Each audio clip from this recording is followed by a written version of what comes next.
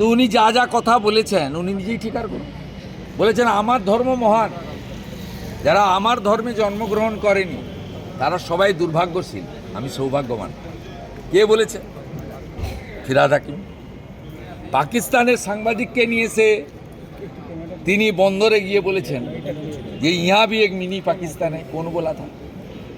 উনি তো এসব কথা বলেছেন, এটাই বলেছেন, সঠিক কথা। এসআইআর এর শুনানি যেহেতু কাল শেষ হচ্ছে, বহু জেলায় দেখা যাচ্ছে কোনো কাজ শেষ হয়নি। না, শুনানি নোটিশ ইস্যু কমপ্লিট হয়ে গেছে। আমার কাছে সোফার মাই নলেজ 10-12 লক্ষ শুনানি বাকি আছে, আর কালকের মধ্যে হবে। সিও দপ্তর বলছে যে এক দফাতে ভোট করতে তারা প্রস্তুত। আমি এটা নিয়ে বলবো না, আমার কোনো কাজ না। আমরা নিরাপত্তা চাই, স্বচ্ছভাবে ভোট চাই।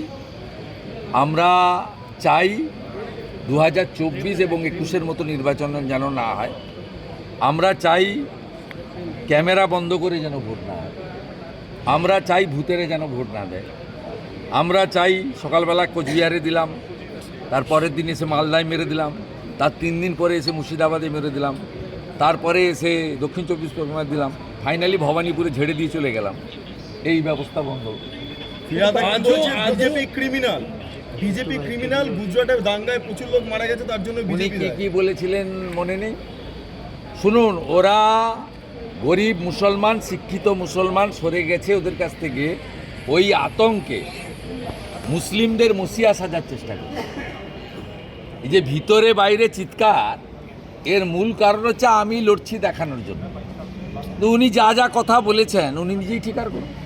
বলেছেন আমার ধর্ম মহান, যারা আমার ধর্মে জন্মগ্রহণ করেনি তারা সবাই দুর্ভাগ্যশীল, আমি সৌভাগ্যবান। কে বলেছে? ফিরহাদ হাকিম। পাকিস্তানের সাংবাদিককে নিয়ে এসে তিনি বন্দরে গিয়ে বলেছেন যে ইহা ভি এক মিনি পাকিস্তানে কোন বলা থা। উনি তো এসব কথা বলেছেন। উনি যে সমস্ত কথা বলেছেন ভোট ব্যাংকের স্বার্থে সাম্প্রদায়িক রাজনীতি করার জন্য, এগুলো মানুষ জানে, দেখেছে। অগ্নিমিত্রা পালের বক্তব্য একদম সঠিক। মুসলিম ছেলে মেয়েদের ডাক্তার হওয়ার অধিকার আছে, লয়ার হওয়ার অধিকার আছে, ইঞ্জিনিয়ার হওয়ার অধিকার আছে। মাদ্রাসা থেকে ধর্মীয় শিক্ষা নিয়ে ডাক্তার ইঞ্জিনিয়ার হয় না। এটা অগ্নিমিত্রা পালের কথা নয়, আসামের মুখ্যমন্ত্রীর কথা। সেই কারণে আসামে মাদ্রাসা চালিয়েছেন, এরকম 700 মাদ্রাসা তারা বন্ধ করে দিয়ে সরকারি শিক্ষা ব্যবস্থা মেন স্ট্রিম এডুকেশনে কনভার্ট করে দিয়েছেন তাদের মাদ্রাসাগুলোকে। আর এগুলো কোথায়? এই যে 7 শেখ ধরা পড়লো 1.5 বছর আগে হরিহরপাড়া, সে 1.5 বছর ধরে এখানে খাজেরি মাদ্রাসা চালাচ্ছে।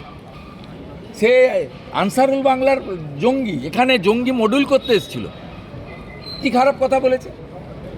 আর শুক্রবারের প্রশ্ন তো মুখ্যমন্ত্রী বলেছেন যে শুক্রবার ওরা প্রটেস্ট করে। কাকে বলেছেন?